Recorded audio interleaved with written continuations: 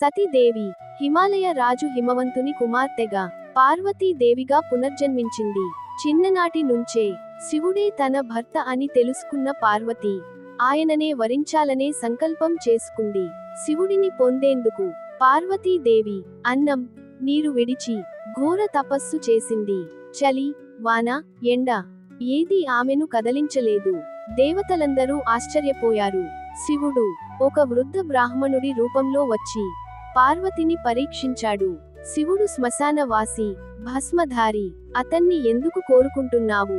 అప్పుడు పార్వతీదేవి కోపంతో చెప్పింది, శివుడు లేకుండా ఈ సృష్టికి అర్థం లేదు. ఆయనే నా ప్రాణం. ఆ నిశ్చల భక్తి చూసి శివుడు నిజరూపం చూపించాడు. శివపార్వతీ కళ్యాణం దేవతలందరి సమక్షంలో కైలాస పర్వతంపై శివపార్వతీ మహా కళ్యాణం జరిగింది. బ్రహ్మదేవుడు మంత్రోచ్చారణ, విష్ణువు కన్యాదానం, దేవతలు పుష్పవర్షం. శివుడు చైతన్యం, పార్వతీ శక్తి. శక్తి లేని శివుడు, శివుడు లేని శక్తి, దిశలేని శక్తి. అందుకే అంటారు శివశక్తి ఐక్యం. ఓం నమః శివాయ.